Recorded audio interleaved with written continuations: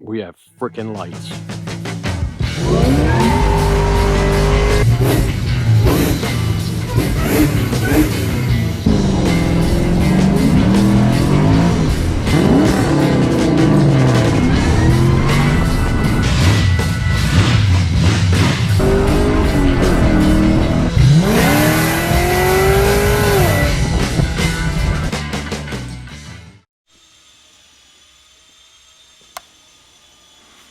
Morning, guys. It's Wednesday. Yeah, sure. It's Wednesday. Our fuel pump is here. So, on my agenda for today, yesterday I got 95% of the interior wired up, with the exception of that one speaker lead, which I think the speaker wire is not going to get here till tomorrow, so we can do that tomorrow. But today, I want to put this thing up in the air right now, drop the fuel tank, verify, make absolutely sure that that is the correct fuel pump connector on that receiver, whatever you call it, on the female end, male end, I don't know, whatever end that is. And then wire in my fuel level sender, do that, do my fuel lines, elongate my starter wire and starter signal wire. And I think there's one or two grounds I can get to underneath, and then put it back down on the ground and elongate the wires under the hood so I can verify that this thing actually cranks with no issues with the the push button start. So let me get this up in the air and we'll get going on that. Oh, I also noticed over here I've got my brake switch now. We've got our power by the hour transmission cooler line fittings. These are 8AN, so I've got to get an 8AN to 6AN reducer. And I got my battery terminals, so we can get going on all that stuff too. Not gonna lie to you guys, it's been fighting me the entire way. It's been a battle. Today is one step forward, six back. Yesterday it was only two steps back. I am making those two main battery feeds off of my main harness. I joined all my grounds into one there. I just have one ground on the back of the engine that I'm going to try to mount. I believe it's supposed to go to a bell housing bolt back there. I'm going to see if I can make that happen. If not, I will find something to ground it on back there. This one, I brought up the harness and into here, along with this one in there, I elongated into here. This battery feed is going to my bus down here. This ground is going to go up to the battery itself. I want a main ground on that battery. Bruce got the HVAC line, or the AC lines done. I ran, we also got the remote mount oil filter adapter in down there and plumbed. Power steering system is fully plumbed. I've got half of the fuel system plumbed. The fuel pump did not work. Didn't work out, unfortunately. So this is a Boyd's welding fuel tank, and they come pre-installed with a CTSV fuel pump right out of a ZL1. Unfortunately, I figured out what happened. So the boss man ordered this VaporWorks kit and ordered it per the Coyote engine, which spec'd it for a GT500 fuel pump connector, because they have so many different configurations on that site, it's ridiculous. But I remember this because we ran into this on the 69 F100 as well, because we're doing a Coyote swap, but it's using a ZL1 fuel pump, so I need that GM connector. We've located that GM connector at a dealer local, so it's going to get picked up in the morning. But everything else has been fighting me 100% all the way through. Pulled the tank out, put the tank back in with the same pump, verified that everything is working signal-wise like it's supposed to, mainly the fuel level sender, because if you do remember way back, we're going 2 years now, I think 2 years, the fuel level sender, brand new fuel level sender in the Boyd's tank in the 69 F100 was junk. So I ripped my hair out trying to figure out why I couldn't get the fuel level to read on the Dakota Digital. I thought it was a calibration issue, but turns out it's not. But fuel level sender is wired. Fuel lines are run halfway up the fuel rail underneath, because then I have to tap in and put my fuel pressure sender for that system. But I'm just trying to get stuff done little by little right now. I'm sinking. I'll be honest with you. So much crap to be done. I did get my starter wires elongated and done, so that is done. I still have to wire all these fan relays. I think I'm going to take these off and take them home with me and bench wire them and then put them back in here with my leads that go out everywhere. So it's been, I don't know if I said this, it's been like 4 hours since the last time I recorded. So I'm just going to putt around at a couple things and relax for a couple minutes and clear my head, and then jump back in and get these main powers and grounds terminated, because if I get these two main wires done, I just have to ground the one at the back and the one on the connector underneath the fender well. I think, I'm almost positive, I should be able to key it on with the keyless push button start, and the system should all be connected, ready to go. And I can hook up, did I bring it? I did bring it. I brought my communication cable, so I can download the tune in to my laptop from this, eliminate all the DTCs we don't need, give it a good base calibration for when we are ready to start it. But the other thing is, yes, so if I can key it on and get this all to power up, I should be able to crank it over. So I know I say that a lot, but stay tuned. We'll see what I can get finished today. I'm clawing and scratching at it, literally. It's fighting me right back. But we're getting there. Well, today sucked, guys. Just doing a quick relearn here. Show you what we got done. AC lines are all done. I might have went over this already, I can't remember. Power steering, all that stuff's done. I've been working on, I got my wires done I need to make for my longer connections and whatnot all here. And so as it sits right now, I have the powertrain hooked up.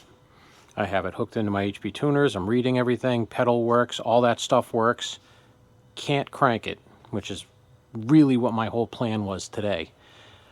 I did some diagnostics through the starter circuit and everything, and found I had 2 wires reversed. One was supposed to go to key ignition power, cranking power, and the other one was supposed to go to ignition power, and I had those reversed, so I reversed those back around.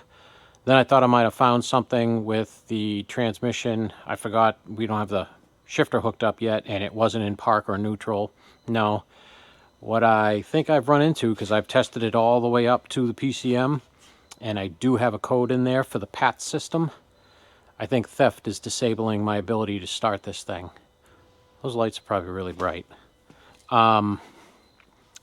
Unfortunately, I've done some quick research and I'm waiting to hear back. I put a feeler out in a couple of tuning forums. I don't think there's any way that I can find anyways right now, unless one of these guys on the forums, one of the more accomplished tuners, because I know GMs, that's it. I can tune a Ford, but as far as disabling the PAT system in this, which is the same as GM's theft lock, I've done what I normally do, and it doesn't do anything. And by the information I found online, even now, this is a computer from this is a whole drivetrain from a 2014 Mustang, computer and all. You still can't disable it with a tuner. You have to send it in to have it disabled, is what I'm finding so far. So I'm waiting to hear back on that. Kind of sucks. It's really kicking my ass, because as you can see, everything else is powered on. So we're going to shut her down right now. So yellow light means it's in accessory mode right now. So I'm going to hold it, shut it down. Flashing means you're pressing the brake pedal and it's ready to start. That's because I've got this jumped right here. You'll see this LED will be green. Green means cranking. I have no cranking. And I let go of this, it'll be amber again, because then we're on accessory run. So I have checked my power from the push button start all the way to the fuse block, all the way to the PCM. I have my 12 volt start signal going to the PCM. And this was before I scanned it to find out there was a code in there for theft system. So I have it all the way up here. I can jump it at my relays over there, and it cranks fine because I'm inducing voltage or inducing a trigger. But I've got nothing coming out of the PCM. And then I have a P1602 theft system mismatch, yada yada. Basically, it doesn't see the key, and the module is not there to read the key. Sucks. All right, so anyways, I'm gonna go home for the night, and I will be back tomorrow, and we're gonna try to get some more stuff done on it around that. But the only good part is I am communicating. The whole powertrain system itself is good. If I hit the pedal, I can hear my throttle blade opening and closing, so that's good. But yeah, it kind of sucks. That took a lot of wind out of the sails. So that's that. I'm gonna go home for the night. I will see you guys tomorrow, and we'll see what we can accomplish tomorrow. All right, guys. Today is Thursday? Yeah, it's Thursday. First one here. Usually I'm the first one everywhere. Well, let me turn these lights on so we can actually see what I'm looking at here. So the plan for today. First, let me get into last night with the whole PATS system thing. I looked into that some more, and let me get out of the light. My initial findings were correct. So apparently 11 through 14 Mustangs, you cannot turn them off with HP Tuner. There are a couple of software programs that can do them. I forget the names of them, but I don't have those. And I'm going to have the boss put the feeler out today to see if anyone that we know has them, but I highly doubt it. So we're most likely sending the PCM into either HP Tuners or whatever other company that can disable the PATs in them. Because what it is you have the ability in HP Tuners to turn off the system by a drop-down menu, but that only turns off part of the system. You actually have to go into the memory and modify a couple of bits to fully disable it so you can start and crank a vehicle without the PAT system in there. Sucks. But with that, we're going to just move on and do whatever the hell else I can do. Noah's going to come in when he gets in today. He's going to take this grill off so we can put our transmission cooler up there. We're going to run those lines. I am going to finish elongating my one ground that's back there. And I believe there's one more down here. And I'm going to finish the other 3 wires on here, which are a ground, fan, and fuel pump. I'll finish the fuel system plumbing and get that up here and get the fuel pressure sender mounted down on the frame down there. I'm basically going to try to do as much of the wiring on my systems as I can and get that done. And then I'm going to start tackling the fan wiring. But we're just I'm gonna go at it a little bit by little. As you can tell, the steam has just been taken right out of me with this whole theft system thing in this PCM. Blows my mind. So 11 through 14, you have to send it in to be unlocked. 15 and up, you can unlock it with HP tuners and whatnot. Makes no sense. A 10-year-old PCM, they haven't somehow figured out a way that you can just unlock that system. I'm a GM guy, like I said. GM is easy. Yeah, I can unlock all those, no problem. Ford stuff, nah, stupid copperhead PCMs. So let me get my bearings about me, get my coffee into my Yeti, and start doing some wiring. Oh, hey guys. Haven't seen you all day. It was another fight all day with this thing, but we got a bunch accomplished. Let me show you. This looks kind of the same, huh? But it's not. We have frickin' lights. So the front wiring for the lights, 100% done. The only thing I have left to wire up front here is the horn, the washer pump, and the fan system, which I'm going to start tackling the fan system tomorrow. There's just a bunch of other low-hanging fruit I want to get done first. Oh, so this cold air kit. I'll find the part number when I get home for you Coyote swap F100 guys. Let me shut the lights off. I bought this, or I had him get this, the boss, primarily for this bend because it had the 2 ports I needed on here for our breather system, because I wanted to keep the breather system stock, basically, factory. Wasn't planning on using any of this. I didn't think it would reach over here. We were going to have John probably make us a tube to come over here, but today, in between stuff, I was like, you know what, let me grab the angle and the filter and see, and I'll be damned if that's not perfect placement. I mean, that's good for me. The only thing I'm going to do is make an L bracket right to here, just to hold this to give it a little rigidity, and that's done. Radiator hoses, done. It's got radiator fluid, otherwise known as coolant, in it. So that's done. Powertrain is 100% done minus the fans. I've got the fuel pump is wired now. We got a factory connector with leads, and I wired that in. Fuel pump works now. It's beautiful. Fuel pump's good. All the gauges are good. I cranked it by jumping my starter relay over there, and we've got 40 pounds of oil pressure cranking. Mint. Trying to think of what else. Upper radiator hose, lower radiator hose, oil filter relocation. Did we do that yesterday or this morning? No, that was yesterday.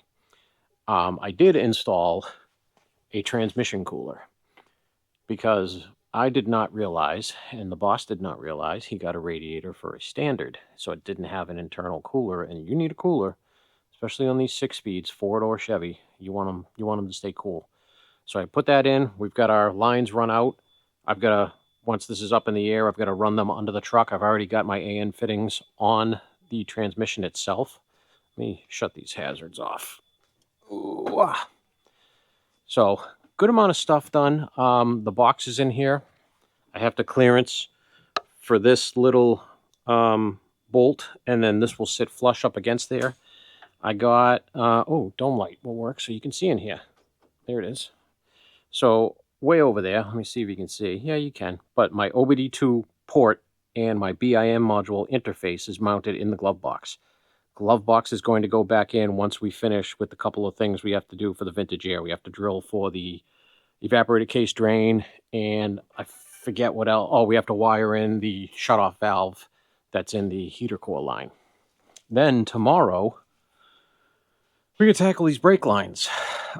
These are my fronts. I know that from the bends in them. Those go, if you're using a stock system, up to your master, which we are not, so we're making those. And these are all my rear lines, and I got to put those in.